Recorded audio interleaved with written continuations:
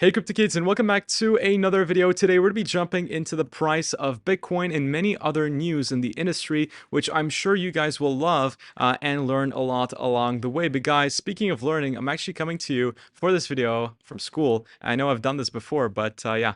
Today, it's another one of those days where we got to grind in school. So ironically, in just a couple of minutes, I do have an economics class. So I hope I don't miss that. But Bitcoin is a bit more important at the moment. We're forming this very crucial pattern on the 4-hourly time frame. So I'm going to get to that in just a second. Then we have Wyckoff, which looks like could be playing out exactly like we were talking about it just in the couple of videos in the past 2 weeks or so. So that is also extremely interesting. Then I have the Gold Trust ETF versus the Bitcoin Spot ETF. Now, I was actually working on this during lunch, and it was just so incredible because I know I have also been doing this, but we were always comparing the gold ETF with the Bitcoin spot ETF. I think the image is not loading because my Wi-Fi is not the best at the moment, but if I just go back, right, we can see over here that the price of gold surged after we saw a gold trust ETF hit the market. And that's why people are speculating if the Bitcoin ETF is also launched, we will see a drastic surge towards the upside. But ladies and gents, this is not the situation. And I will be enlightening you on this coming up in just the next few minutes. So stay tuned until the end of the video. Ordinals. Guys, if you are an OG on the channel, we actually discussed about the Ordinals a couple of months ago. 5 months ago, I discussed about Ordinals and why maybe the next big thing in crypto. And ordinals are once again on the rise. So I'll also explain briefly why this is important. But yeah, today's going to be an absolutely amazing video. So again, make sure to smash up the like button. Ladies and gents, let's start off with the Bitcoin TA. Now, if you guys want to be trading Bitcoin, right, because I think I am about to open perhaps a short position. All right, I do have some limit orders open currently on Bitflex. Two limit orders actually open. I think I will open a few more limit orders, but I may just go into a short towards the end of the video. So if you guys do want to be trading, you can head over to the description below and sign up to Bitflex because you can actually still get a chance to winning 1,000 USDT on your Bitflex account, and it just takes around 20 seconds to sign up. All you got to do is just deposit 50 USDT and make at least one trade on the derivatives platform. And yeah, then you can much more easily follow along with my videos. So currently I have two limit orders, two long orders, one open at 31K, 31.1, and the other open at 31.8K, because this links back to the Wyckoff distribution that we have been discussing again on the previous videos for a while now on the channel. So today I may open a short and I may add a couple of limit orders. So again, stay tuned until the end of the video. However, in the immediate short term, we can see that Bitcoin is now in this ascending channel. Now, in terms of context, ascending channels don't really have a specific break point, like if it's up or down.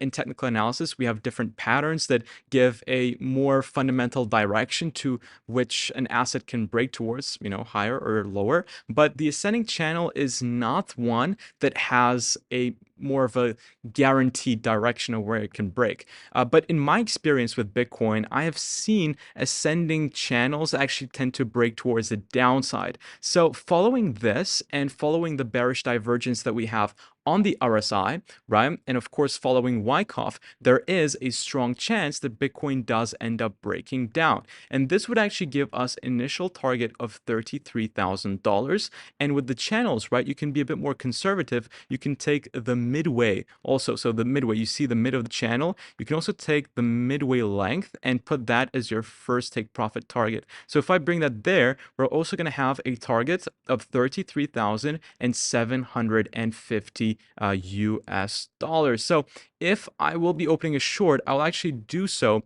if the moment we actually break down from this $34,400 area. I'm just going to put it a little below over here, and also keep in mind we're breaking below the parabolic SAR, which is not something great. And if we just put our stop loss pretty tight, I would probably put it around here. This is where my stop loss would be maybe just a little bit higher because we are touching prior resistance, right? We would be coming up to resistance, so we don't want to be stopped out by a wick over there. But this is a very nice risk to reward trade, giving us an unleveraged 4%, right? So if you were to open a $1,000 trade, you would actually be making 4% of the capital that you put inside, and you have a risk of 1.48%. So again, that is just a concept on how the trades work, and this tool on TradingView works. That's the indication it would give you. Always think of $1,000 or $100 because of course percentages are much more easier to calculate in that situation, but then you can adjust it so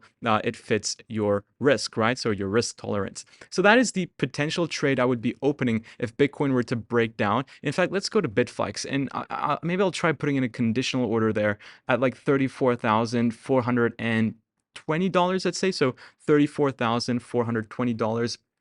If we go over here, we already have 2 limit orders set, so I don't want to open this as a crazy one. But if I just go to 34,000, so $34,420 we said, and the trigger price is going to be at this same exact price too. So we go there, and I want to go to USDT. Let's put like 200 USDT in there, and we can up the leverage to a 15x for the short as well. So that is fine by me with my risk management. And if I do that, press confirm, boom. So if I press open short, that's going to open me a short once the price hits that level. So guys, make sure to always do your own due diligence before trading or investing. Again, keep in mind, this is only my personal trading only and my technical analysis only. So again, make sure to do your own research before trading or investing. But again, we have this position open now, so we will let it wait. And of course, if Bitcoin decides to break further towards the downside, we have our 2 limit orders, which will be triggering buys, right? In case Bitcoin comes down to these levels, because according to Wyckoff, we can be consolidating here, and then we can come back down to these critical levels. And due to the halving coming up, I don't think Bitcoin will go much lower. So that is why I am longing at these very now important levels of support. So that is the very quick Bitcoin technical analysis update for you guys. Now, jumping into the comparison between the Gold Trust and the Bitcoin spot ETF.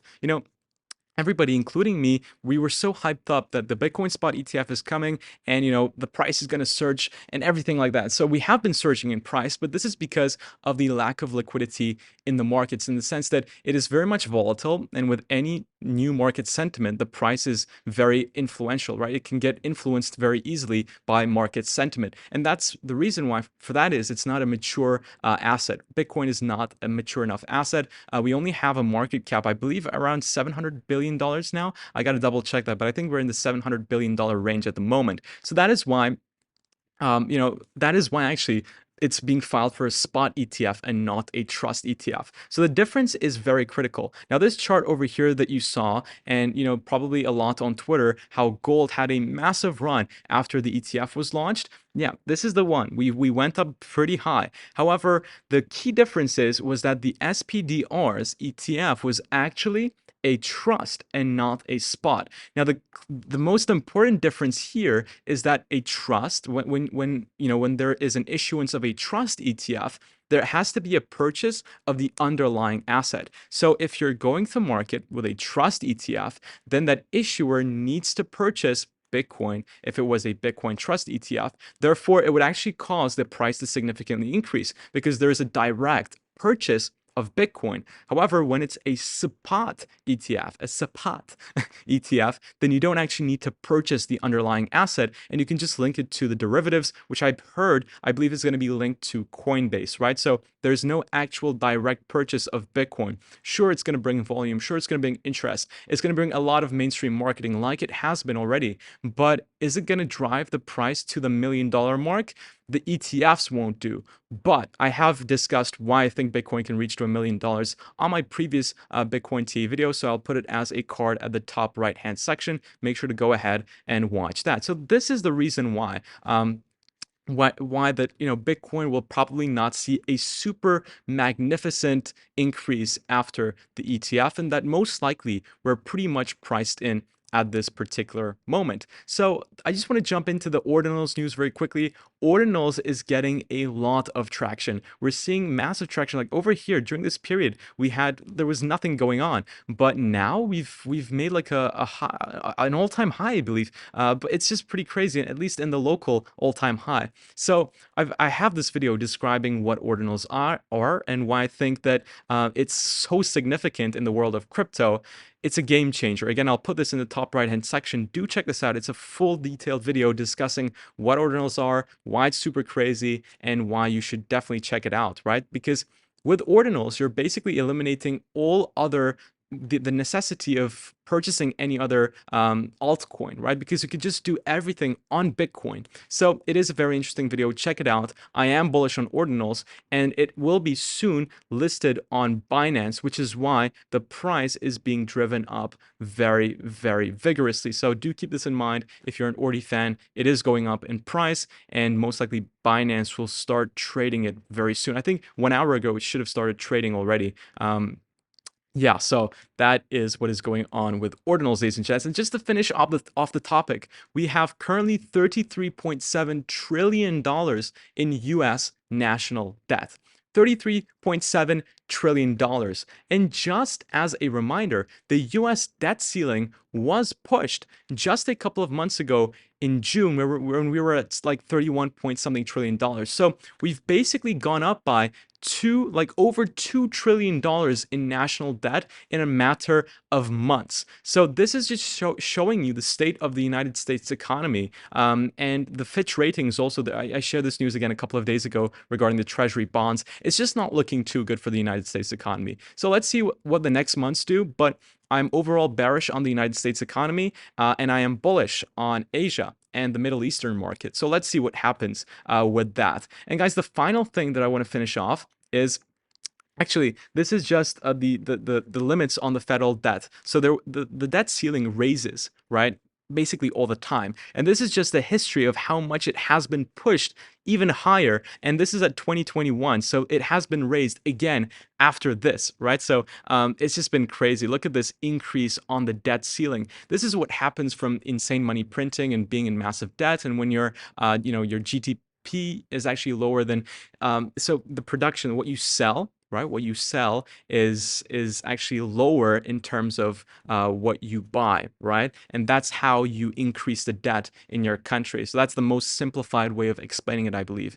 And yeah, it's pretty concerning. It's pretty concerning indeed. But ladies and gents, that is pretty much it for today's video. I hope you enjoyed it. It was another long one, but I think it's nicer with these long videos because I can squeeze more information into it, and then you have a broader range of understanding through a variety of different topics. So do let me know in the description below, not the description, the comment section below, if you want me to keep on making these longer videos or you want me to stay concise in in the 8-minute ranges. But guys, that is pretty much it for me today. Unfortunately, I need to head off to the lesson, but guys, thanks so much for watching. Take care, everyone, and I will see you all in the next video very soon. Take care, guys, and bye-bye.